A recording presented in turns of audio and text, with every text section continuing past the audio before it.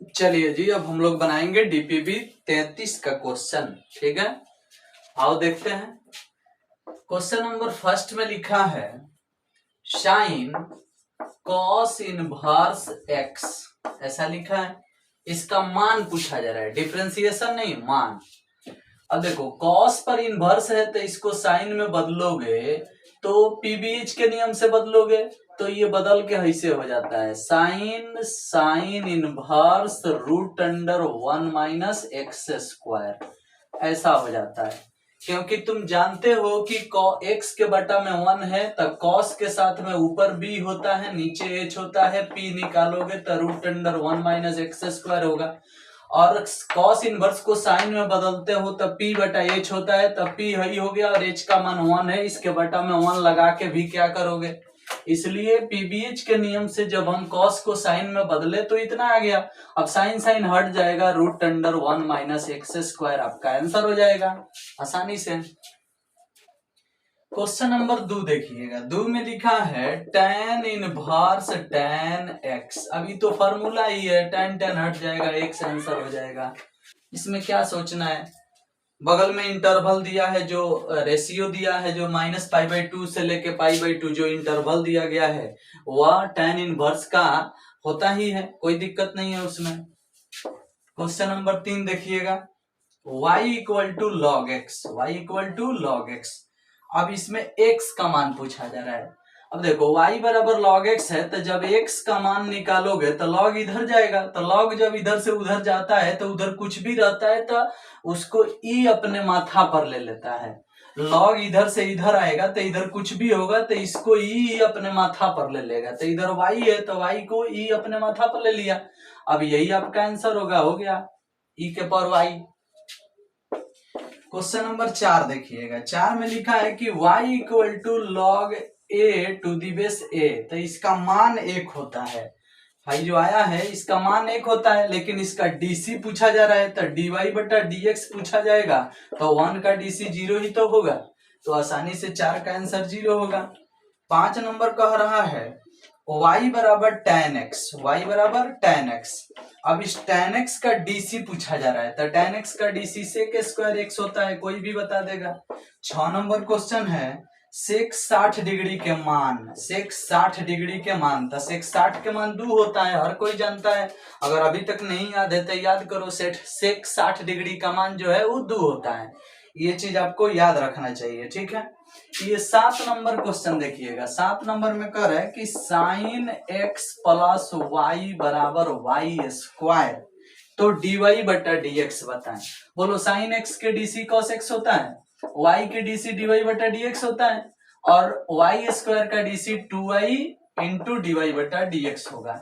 अब y उधर जाएगा और जाके dy बटा dx कॉमन हो जाएगा, तो उधर पहले से 2y है, आई उधर जाएगा कॉमन हो जाएगा तो -1 बचेगा। आई इधर पहले से cos x है तो cos x ऊपर हो जाएगा, आई भाग में आ जाएगा, तो dy बटा dx का मान हो जाएगा cos x बटा 2y माइनस 1। और तुम्हें पता है कि हाई वाला जो चीज है, अगर हाई इधर भेजोगे तो रूट अंडर हाई से लिखा सकता है, साइन एक्स प्लस वाई बराबर वाई। और कल ही पढ़ाए हैं हम कि इसका मान अगर y के बराबर है तो इसका आंसर ऐसे निकाला जाता है, साइन एक्स का डीसी कॉस एक्स और हमेशा बटा के नीचे 2y माइनस 1। कब, जब बीच में प्लस होगा तब। अगर यहाँ माइनस होता तो आंसर आता 2y प्लस 1, नीचे ऊपर कॉस एक्स रहता। ठीक है, तो इन सभी बातों पर थोड़ा ध्यान रखा करो, बना बनाया क्वेश्चन कितना पूछोगे। 7 नंबर के बाद अब हम बनाएंगे क्वेश्चन नंबर 8। अब चलो देखते हैं कि क्वेश्चन नंबर 8 कैसे बनेगा।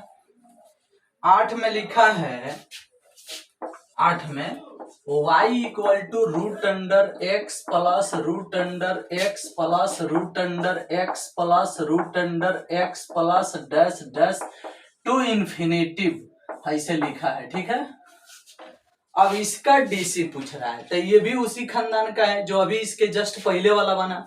क्या, x का डीसी 1 प्लस दिया है तो 2y माइनस 1, यही तो आंसर होगा, इसका डीसी होगा। तो अगर यहाँ माइनस माइनस होता तो यहाँ 2y प्लस 1 हो जाता। चलिए, तो क्वेश्चन नंबर 9 देखिएगा। 9 में लिखा है y equal to sine inverse 2x बटा 1 प्लस एक्स स्क्वायर। अब इसका डीसी करना है। बताओ भैया, भाई जो आया है इसका मान होता है 2 tan इनवर्स x। अब इसका डीसी करोगे तो dy बटा dx हो जाएगा 2 बटा 1 प्लस एक्स स्क्वायर, क्योंकि 2 tan इनवर्स x का डीसी क्या होता है 2 बटा 1 plus x square. 10 number question देखो। 10 नंबर में लिखा है y equal to sine x, ठीक है, और कहा जा रहा है कि x बराबर 0 पर ढाल बताओ। y बराबर साइन एक्स, x बराबर 0 पर ढाल। अब एक बात बताओ, ढाल तो मिलता है डीसी में, तो पहले इसका डीसी करो, dy बटा dx। साइन एक्स का डीसी हो जाएगा cos x। अब x के जगह पर 0 रख दो तो cos 0। cos 0 का मान 1 होता है, इसलिए इसका ढाल x बराबर 0 पर 1 आएगा। ठीक है, चलिए अब हम आगे बढ़ते हैं और क्वेश्चन नंबर 11 देखेंगे। अब देखो 11 नंबर क्वेश्चन अभी तक तीसरा चौथा बार बनने जा रहा है। उसका आंसर तुम्हें देखते ही बता देना चाहिए। विविध प्रश्नावली का क्वेश्चन नंबर कौन है? विविध प्रश्नावली का क्वेश्चन नंबर 14 है। 5 के विविध में देखोगे, 5 का विविध तो उसके 14 नंबर क्वेश्चन में मिलेगा। हमारे इस डीपीपी में 11 नंबर में दिया गया है।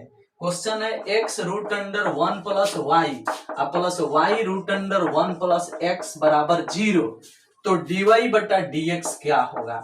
अब इस क्वेश्चन को ये देखो, ये 5 नंबर वाला क्वेश्चन है। जब भी बनाया जाएगा तो ये बहुत बड़ा बनेगा, और हमने डीपीपी 1 में भी शायद ये क्वेश्चन दिए थे या 2 में, वहां भी इसको हम बड़ा में बनाए थे। और उसके बाद देखो ये क्वेश्चन हम आपको क्लास में 5 एक्सरसाइज के विविध प्रश्नावली में क्वेश्चन नंबर 14 पर बनाए भी हैं, और पिछले डीपीपी में भी इसको बनाया गया है, क्योंकि ये क्वेश्चन तीसरा बार आया है। समझ में आया? तो भैया आसानी से इसका आंसर याद रखना, -1 बटा 1 प्लस एक्स के होल स्क्वायर। अब तक ये याद हो जाना चाहिए, क्योंकि ये क्वेश्चन इंपॉर्टेंट है और बनवाया गया है। 12 नंबर क्वेश्चन देखिएगा। 12 नंबर क्वेश्चन में किसी वक्र का अभिलंब एक अक्ष के समानांतर है। देखो, अभिलंब एक अक्ष के समानांतर है, अभिलंब एक अक्ष के समानांतर है। जैसे जैसे तुमको ये बात सुनने को मिल गया कि अभिलंब x अक्ष के समानांतर है, तो समझ जाना कि स्पर्श रेखा y अक्ष के समानांतर होगा। देखो, अभिलंब x अक्ष के समानांतर है, तो स्पर्श रेखा किस अक्ष के समानांतर होगा? y अक्ष के समानांतर होगा, y अक्ष के समानांतर होगा। ये बात अपने से समझ जाना है। क्यों? क्योंकि कभी भी स्पर्श रेखा और अभिलंब एक दूसरे पर लंब होते हैं। तो जब अभिलंब एक अक्ष के समानांतर बोल रहा है प्रश्न, तो तुम खुद से अंदाजा लगा लो कि स्पर्श रेखा y अक्ष के समानांतर होगा। और जब अभिलंब y अक्ष के समानांतर बोलेगा तो समझ जाना कि स्पर्श रेखा x अक्ष के समानांतर होगा। जस्ट उल्टा समझ लेना। तो क्वेश्चन बोला है कि अभिलंब एक अक्ष के समानांतर है, तो तुम्हारा दिमाग बोलेगा कि स्पर्श रेखा y अक्ष के समानांतर है। अब चलो, हम तुमको पढ़ाए हैं कि स्पर्श रेखा के ढाल को dy बटा dx से सूचित किया जाता है। स्पर्श रेखा को स्पर्श रेखा के ढाल को किस से सूचित किया जाता है? तो dy बटा dx से सूचित किया जाता है। चलो, तो हमने dy बटा dx लिख दिया। अब इसमें y अक्ष के समानांतर आया है स्पर्श रेखा, तो स्पर्श रेखा जब y अक्ष के समानांतर आया है, तो y अक्ष के समानांतर रेखा का ढाल होता है इन्फिनेटिव, और इन्फिनेटिव को 1/0 लिखा जा सकता है। अब ये चीज कहीं ऑप्शन में नहीं है। जब ये चीज कहीं ऑप्शन में नहीं है तो इसको पलट दो, dx ऊपर है dy नीचे, इसको भी पलट दो तो 0/1, 0/1 का मतलब 0 होता है। हाई वाला चीज ऑप्शन में है, तो हाई ऑप्शन में नहीं है तो हाई वाला पक्का है, तो हाई वाला सही होगा, क्योंकि इसको पलट देने से कोई फर्क थोड़ी पड़ेगा, दोनों साइड पलटे हो। तो देख लेना हाई ऑप्शन में दिया होगा और यही सही होगा। ये भी आपके एग्जाम में पूछा है, इंपॉर्टेंट क्वेश्चन है, जुबान पर रख लेना। ठीक है, अब चलो 12 के बाद हम क्वेश्चन नंबर 13 बताएंगे। ठीक, क्वेश्चन नंबर 13 कह रहा है, ध्यान देना,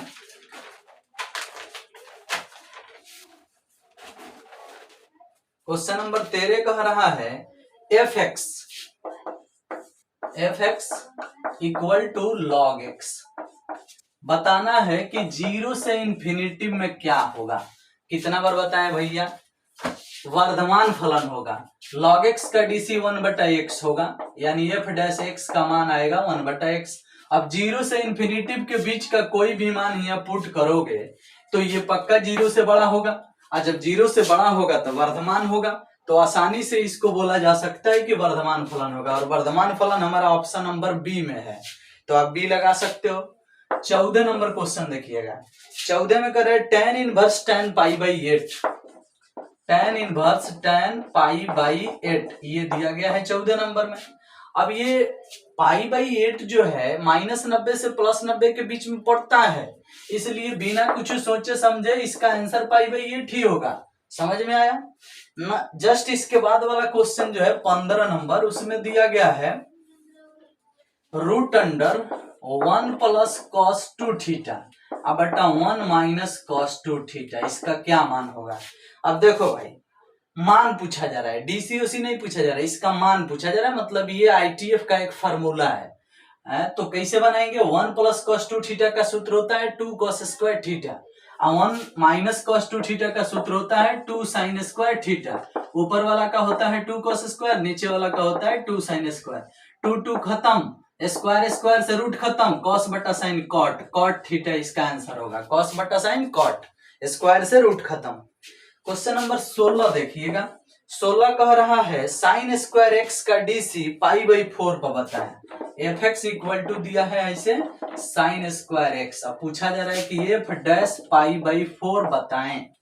चलो, एफ एक्स का डीसी करोगे तो एफ डैश एक्स मिलेगा साइन 2x, क्योंकि फार्मूला में पढ़ाया गया है साइन स्क्वायर एक्स का डीसी साइन 2x, ये फार्मूला में पढ़ाया गया है। एक्स के जगह पर π/4 सेट करोगे तो साइन 2 × π/4 होगा। अब यहाँ 2 से π/4 कटेगा तो π/2 हो जाएगा, तो साइन π/2 का मान 1, साइन 90 का मान 1 होता है, और इस प्रकार से इसका आंसर 1 हो गया। 17 नंबर क्वेश्चन कर रहा है कि log 3 का डीसी बताओ। y बराबर log 3, तो पूछ रहा है dy/dx बताओ। बताओ मूर्ख, कौन नहीं बता सकता है कि log 3 एक अचर राशि है और अचर राशि का डीसी 0 होता है। तो बड़ी आसानी से 17 नंबर क्वेश्चन का आंसर 0 बताया जा सकता है। 17 के बाद हम बात करेंगे 18 नंबर क्वेश्चन का, ठीक है। अब 18 नंबर क्वेश्चन की बात होगी तो 18 नंबर में लिखा गया है log sec x + tan x का DC, y = log sec x + tan x का डीसी। अब बताओ भैया, ये भी पीछे वाले किसी न किसी डीपीपी में मिला है। तुम सोच सकते हो कि अभी इंटीग्रेशन भी चल रहा है क्लास में, तो उसमें भी पढ़ाया गया है कि log sec x + tan x जो है sec x का इंटीग्रेशन होता है, तो इसका डीसी भी sec x होगा। बनाना चाहते हो dy/dx तो ऐसे बना सकते हो, log x के डीसी 1/x, ऐसे sec x + tan x, chain rule पर log x के डीसी 1/x, गुण इसका डीसी sec x का DC sec x × tan x, sec x × tan x, plus tan x का डीसी sec स्क्वायर x। अब भाई ऊपर वाला जो है इसमें से सेक और सेक कॉमन हो जाएगा, तो सेक तो बाहर लिखा जाएगा कॉमन होके, लेकिन जब यहाँ से सेक कॉमन होगा तो सेक बचेगा, यहाँ से सेक कॉमन होगा तो टैन बचेगा, तो sec plus tan, sec plus tan cut जाएगा। अब कॉमन क्या हुआ? सेक एक्स, आंसर तो सेक एक्स से ना बचेगा। तो इस प्रकार से इसका डीसी सेक एक्स आएगा, और आपको ये फार्मूला में याद भी रखना चाहिए, क्योंकि सेक एक्स का integration log sec x + tan x + c होता है, तो log sec x + tan x का डिफरेंशिएशन sec x जरूर होगा, ठीक है। चलो आगे चलें, क्वेश्चन नंबर 19 देखते हैं। 19 कर रहा है कि वक्र √x + √y = 1 दिया है, तो बिंदु 1/4, 1/4 पर इसका डीसी बताएं। बिंदु 1/4, 1/4 ऐसा लिखा है, 1/4, 1/4, तो dy/dx बताएं इतना पर। अब देखो भाई, हम जानते हैं कि √x का डीसी 1/2 √x होता है, √y के डीसी 1/2 √y होगा, इंटू में dy/dx होगा, 1 का डीसी 0 होगा।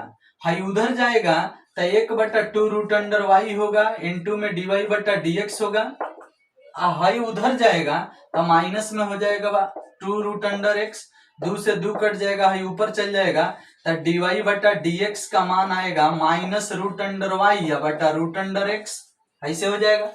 अब एक बात बताना हमसे तुम सब, dy बटा dx जो है वो निकालना है 1/4 पर 1/4 पर, तो वायु की जगह 1/4 रखाएगा और x के जगह भी 1/4 रखाएगा, तो ऊपर रूट अंडर 1/4 हो गया और नीचे भी रूट अंडर 1/4 हो गया, बाहर माइनस लग गया।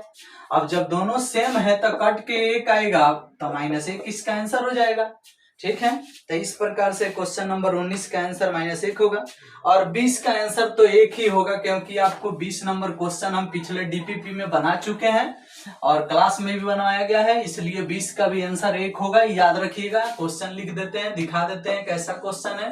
क्वेश्चन कर रहा है cos inverse P plus cos inverse Q plus cos inverse R बराबर पाई, cos inverse P plus Q plus R बराबर पाई। तो पूछा जा रहा है P square plus Q square plus R square plus 2PQR, इसका मान क्या होगा? तो इसका मान 1 होता है। 5 नंबरिया क्वेश्चन है, पिछले डीपीपी में हम बनाए हैं कहीं ना कहीं, और इसका आंसर भी मुझे याद है, आपको भी याद रहना चाहिए। देखो 5 नंबरिया क्वेश्चन अगर हम इसमें पूछ दे रहे हैं तो हम अपने से नहीं पूछ रहे हैं, आपके एग्जाम में पूछा हुआ प्रश्न है। आपके एग्जाम में 5 नंबरिया क्वेश्चन ऑब्जेक्टिव में पूछा है, इसलिए हम भी पूछ रहे हैं।